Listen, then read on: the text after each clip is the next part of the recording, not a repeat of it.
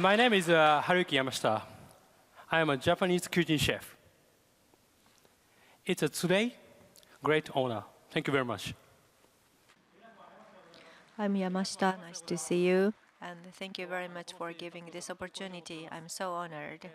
I'm a chef, as you can see in my uniform. And then I wanted to serve you something, but this is TEDx. I'm called chef, but actually I am doing washoku, Japanese cuisine, and then so I should be called itacho instead of chef. And I have a lot of opportunity to go outside of Japan to cook. And then I thought that, who am I? What am I? What's the philosophy I have in preparation of the meals? I bumped into a lot of walls and the food stuff in Abu Dhabi. The temperature was 40 degrees. Japanese food have to be procured in the local market. So I had to create something from zero. That process, how should it be working? I asked to this myself. And then I want to share what I thought a little bit with you today. The life-changing moment is a World Gourmet Summit in Singapore in 2010. The world-class chef got together in Singapore. The best chef with the best skills will be invited to Singapore. And then I actually, to be frank with you, gets nervous very easily, and I'm very shy. You may not believe me, but I am. And somebody coming up to this stage? Do you have a courage to do that? Yes, this is the Japanese people. Yes, the people in Japan. If you are invited to the stage, you look down, right? Japanese people look down. And then on the stage of the park or amusement park in foreign countries, there are lots of people who want to go up to the stage, but that doesn't happen in Japan. We do not have the same level of communication capabilities. And then, yes, I was shooting a video when I participated in this contest, and I bowed so many times. I looked very shy. Our level of communication is very low. Or we keep some level of modestness. Yeah, at first it was very difficult for me to be on this kind of stage. But I wanted to create something. I had to create something from scratch. Washoku, Japanese cuisine, and then also doing new washoku, new Japanese cuisine. I am called a kind of pioneer for that. But now, around the world, there are lots of attention into that. And then the Japanese cuisine is designated as the intangible world asset. That means that the Japanese culture and practice, why do we eat the shell soup in the Girls' Day? Why do we prepare sushi for the Girls' Day? That's the culture of Japan. We need to learn that, and with that idea, we have to go to other countries, and we have to cook under the temperature of 40 degrees, for example, in Middle East. The creative thinking, which is quite unique among Japanese. What's the color in the middle? You don't have to say in a loud voice because you are Japanese, you are shy. The left or the right, what are the colors? In the middle, it's red, isn't it? The red. Why is it red? Have you think about that? Because you are told that this is red at school or at your home. Then what about black? You think this is black because you are taught that way. But in the world of the creative thinking, there is nothing. There is no law. Is it okay to call this color as red? Is it okay just to see the surface of the things? How about the opposite side? Or for example, the cylinder, if you look from the top, it's circle. You have to have this kind of mindset to survive in the business world and in the cuisine world, where you have to create something. That's what I think all the time. Red is red. We were told that we have to call this color red. But now, once in a society, grown-up musicians and performers, they are creators. This color could be yellow or the blue. Okay, at the bottom, it is carrot. not well drawn. Okay, then let's talk about a carrot. In the past, I had a chance to cook in Zen temple that was called Hambo. That is the most sacred place. The food is cooked and prepared in that sacred space. And I was a kind of outsider. I was not a monk. And so I cut a carrot into pieces. And then a monk came to me, said, "Mr. Yamashita, what are you doing?" "Well, I'm cooking and I'm cutting carrots." And he looked into the garbage box beside me. "Okay, can you create a carrot?" he asked. "Yes, I do," I said. "It's easy. You can just go to the backyard and sow the seeds and then wait for 2 weeks and then you can get a carrot." I said, "No, that's not what I mean. The carrot itself, can you create a carrot, the existence of the carrot?" It was so shocking for me. A carrot, creation of a carrot? That was the question. Then what about radish? This is a God, the business, right? Yeah, we can sow that the seed all, but so the point that the monk said that the peels and the leaves, every piece of food stuff should be treasured. That's a spiritual teaching. And that transformed my concept about cooking.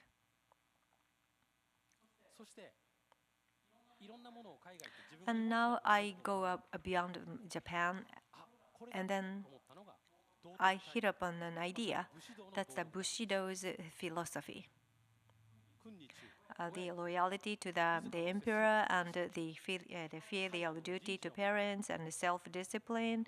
And you have to give clemency to the person under you, and you have to be mercy against the enemy and treasure the justice, and also that the graceness is more important than affluence. And you have to abhor the private ego. This is Bushido. Of course, this is not the time of Bushi, but still I think they are true. For example, the faithfulness to the king. We don't have a king in Japan, but we are working for a company. And then you have to be punctual. You have to be well attired. And you have to devote yourself for the company. And some of them, well, just to be the truant in the workplaces. Or, for example, when the question is that are you paying a good attention to your parents, filial duty. Not just paying for the parents traveling is not a filial duty. Are you giving the respect, the sense of respect to the parents or the senior people? And self-discipline. This is another element of Bushido. If you can do this, you can lose weight as much as you want. Being strict for yourself is very difficult. And this also applies to me. I am a very weak man. And then I try to say that the water flows down to the downstream. And then, but I want to be the water that would not be going to the downstream. And the clemency to the person under me, or not the person under me, my colleagues, and I am also teaching at a cooking school. There are lots of people there. There is no good or bad or higher and lower in this stratification. But what about today's Japan? There is a saying that a nail that sticks out get hammered. I want to be the nail which can lead all the people around me. And then the treasure, the justice. What is right should be right. I have to be able to say that. And then the mercy to the enemy. During the warrior era, the time of war, there are lots of the stories, wonderful stories of the courage among those who have been involved in the wars. But these people actually didn't like war. And then the abhor ego. Abhor is a very strong word. We have to control ourselves, our spirit, to the extreme. And then the gracefulness and also the honor is more important than affluence. Money is not an important thing. We have to think more about being honor. With this mindset, I flied to foreign countries and I cooked overseas. And I came to think, what's necessary here? What is important in this context? With this sense of spirit, I went to overseas. And then we are no longer just a Japanese who is modest. We have this deep culture. We have this spirit. And because of that, when the sun goes up, I tend to, cross my fingers. And then in the new year, I want to wear something new. This is not just a religion. I think this is something we have to be re-aware of this. Otherwise, we will be just a minority in the world. But how can we survive into the future? In the world of design or the politics or cooking for me, in various worlds, what is a culture we have to have and we have to treasure? We have to think about that. Of course, there is only so much that I can learn. In the kitchen, I'm busy, I don't have time. But these words, these phrases of Bushido is always close to me. Recently, young people have lots of ways of communications like smartphones, but once across that bridge, there is a very bright future for them. There are some kids who is down. No, you are okay, you're fine. You are so abled. It's all in your head. How can you change that? It's only you who can change that. How do you want to live? How do you want to look at things? You can change the way you look at things by yourself. Okay, this is the piano. And I think this shows the difference between Oriental and Occidental culture. There are people in Western countries start practicing piano to have a concert. Japanese people, the people in Asia, what is the piano for? When they practice piano, they want to use the playing piano to keep the serenity of the home or to entertain the guest to the home. This is not to have a concert in the public. This shows the difference of the conceptual, the idea of these things. Of course, there are some inconsistency. You have to go beyond the world, and whether you go or you are not going, yes, this is something I am thinking every day.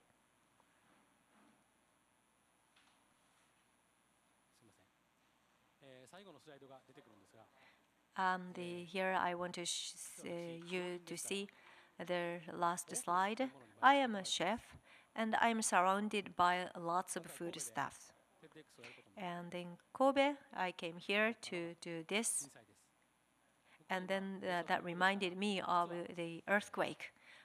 Today I am working in Tokyo, so I felt the tremor of the East Japan earthquake. I was not hurt at all, but it was a big shake. And then I thought what I should do. Just wearing a uniform and surrounded by foods, I have to do something more, I thought. And even from before that earthquake, when I was hit by the great earthquake in Kobe, a volunteer gave an eel, the cold eel, to me. And I had the tears in my eyes because it was so encouraging while I was in a very difficult circumstances. I felt that, yes, Japanese people have this kind of feeling. The Kobe people is so warm. And I think this is something to do with the Bushido spirit. So when I go abroad, this is what I wanted to do. That's a charity, the volunteer activities.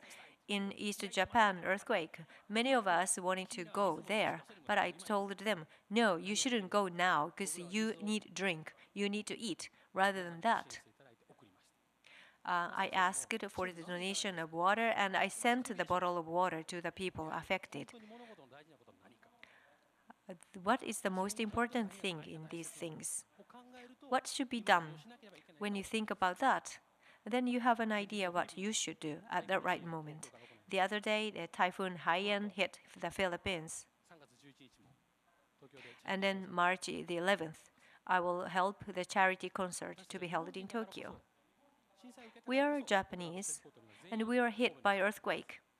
And I have this logo of Kobe in the uniforms. I want to keep this spirit. I want to be proud of the Japanese, being a Japanese. And then this spirit and this idea, I want to keep this with it. And even if I'm still a shy person, but I have something that will be very unique to me. And then through cooking, I learned this. So in my talk, I hope that I would like you to look back your life, your daily lives, your works. I would like you to remember something that, yes, the chef Yamashita didn't talk about the food stuff. That's all. I hope that you learned something and you felt the empathy with what I said. Just a little change of your idea and observations and viewpoints, things will greatly change. I learned that in the world of cooking, and then that's the way I express myself. And then the spirit of Japanese and Bushido are combined with that. And then going abroad, I was able to be proud of myself as a Japanese and prepare Japanese cuisine.